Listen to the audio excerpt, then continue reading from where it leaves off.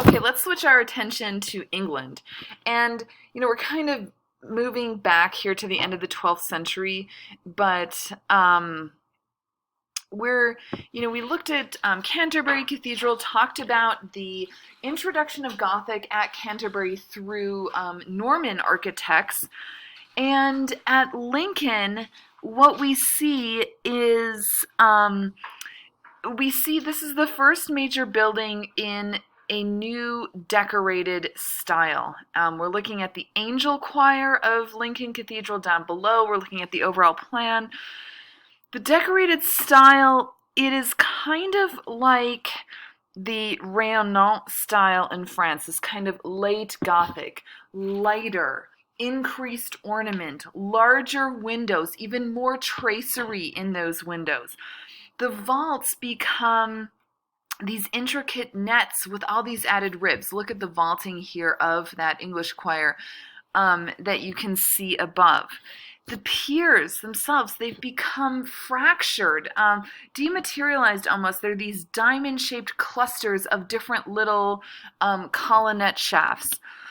The galleries in the English design are often shortened or eliminated so that we see nearly a two-story elevation, and every single surface here is covered with moldings, tracery, foliage, even some figurative sculpture to lighten it up.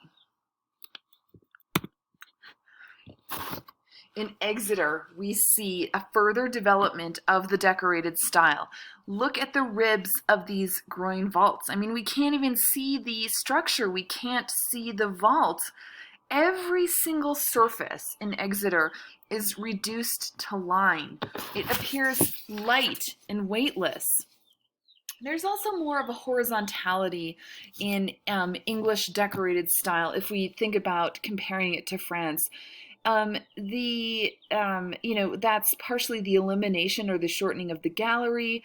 And look at that west front of Exeter here at the top left. It's much more squat and stocky. All right, Brenna did her presentation on Ely Cathedral, and so I thought I should put Ely in here. It's an older structure, but what happens is a Norman tower falls in 13. I think that's 22 actually, not 21, but it leaves this hole that is 72 feet wide, and the there are 8 stone pillars that support a wooden drum that support with a clerestory and a dome. And so they redo this.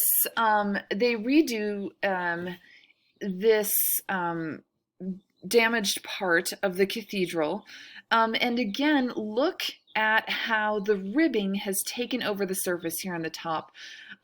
We see older Romanesque era painting on the right, but we see how this crossing, this dome here at the crossing, not a typical feature of Gothic architecture, but it infuses the interior with light. We see this kind of dramatic verticality here, but it's really in the Lady Chapel where we see the late Gothic really come to fruition. And the lady here that is being referred to is, of course, Mary. And it's common in this age that was so, where we see this focus on Marian devotion, where cathedrals maybe are not entirely redone, but they add chapels dedicated to the Virgin. This was also begun in the 1320s, right after that tower collapse. And we see, now here it's almost just this kind of beautiful fan design, not that goes far beyond just the kind of increasing the number of ribs. And we have, similar to Sainte-Chapelle in Paris, we have floor-to-ceiling stained glass windows. They were destroyed during the Reformation. The Protestant Reformation that really takes off in the early 16th century does include waves of iconoclasm, but these windows initially covered the life of Mary. England is also known for its textiles in the late Middle Ages, and it was so celebrated even in its own time that it was known as Opus Anglicanum, or English work. This is a liturgical vestment. A vestment is something that the priest wears in the celebration of Mass, and we're looking at the back of this vestment that shows us three different scenes sewn here. This is an embroidery sewn onto a base cloth that is a sumptuous red. We see the Annunciation, or I'm sorry, the hello Annie. Can you tell that I need to just be done doing screencasts and lecturing to myself? We have the Annunciation here on the bottom, Gabriel, Mary, the white lilies in the center symbolizing Mary's virginity and the completion of the Trinity. We have the Adoration of the Magi, the visiting of the three kings here. And then at the top, we see the coronation of Mary after her ascension into heaven.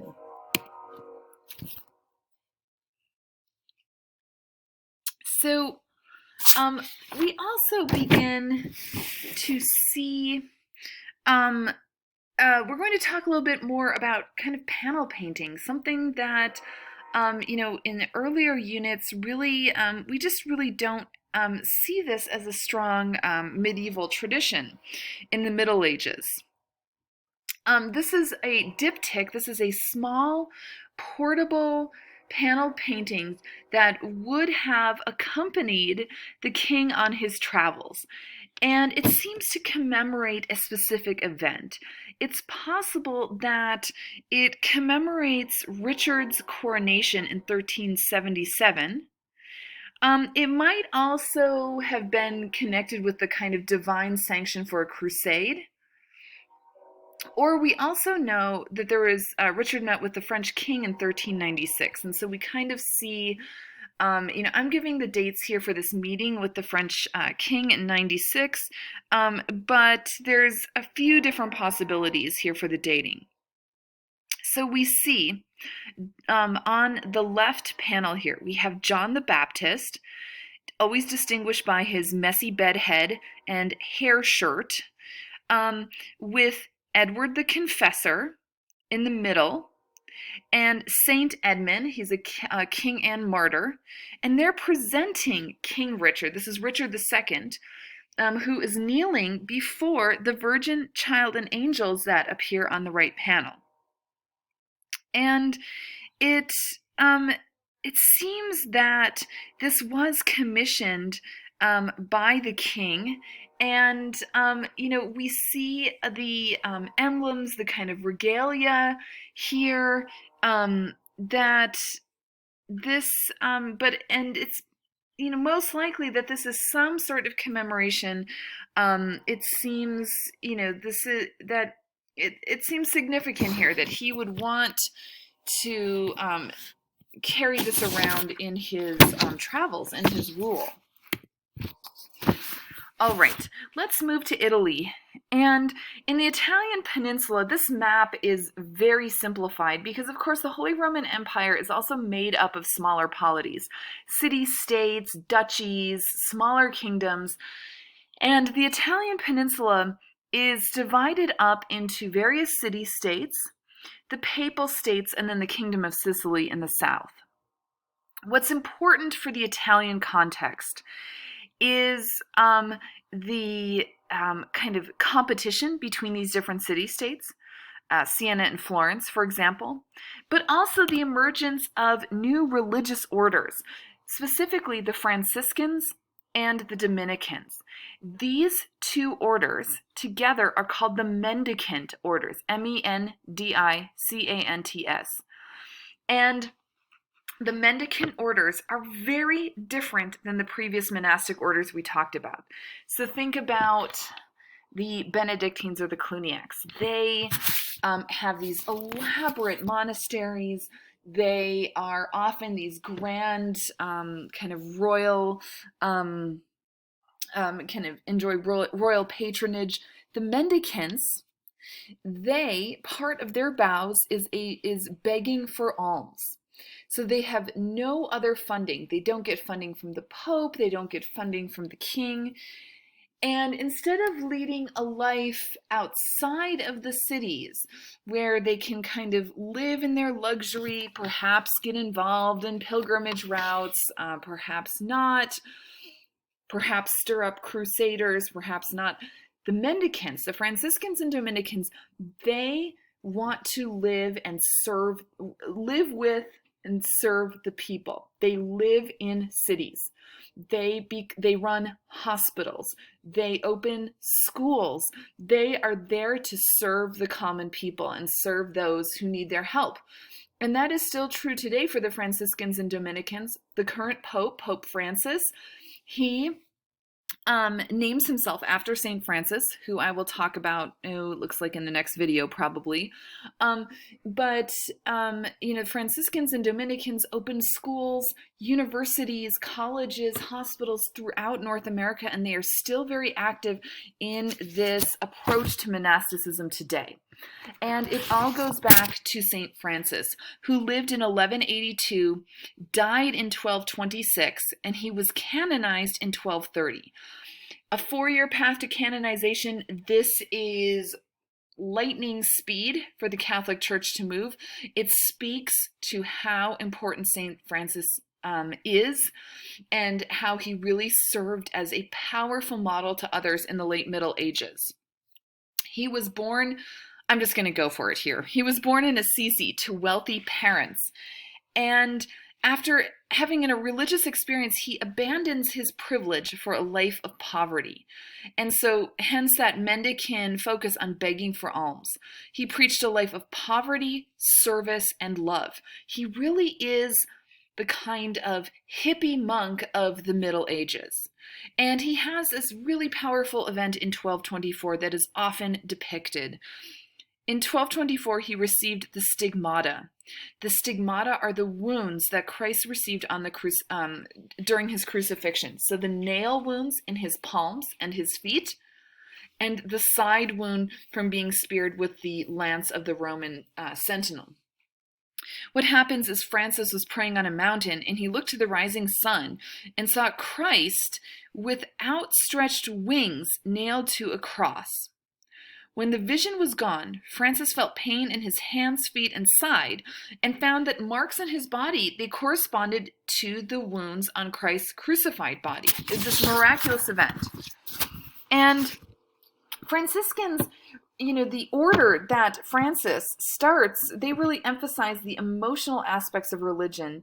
And they found expression in a renewed dedication to the Virgin, not as some queen of heaven, but as an early mother, and really found expression in this kind of these kind of powerful religious experiences and connections, and a life dedicated to serving and helping others.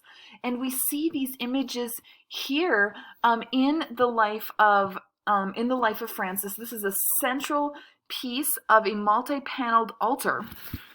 And here, this large portrait of Francis in the center, he's displaying his wounds to us. And then we see these little scenes around this larger figure here, including the scene of stigmatization is here in the upper left. Another great scene from the life of St. Francis is no one was too humble to not hear the word of God, according to Francis. And so what does he do? He goes outside and he preaches to the birds. St. Francis loved nature. He loved animals. You guys, he really was a hippie. And oftentimes you do still see St. Francis, kind of a St. Francis statue out by somebody's bird feeder today sometimes. Okay, one more video for the semester. Hang in there with me. I'll be right back.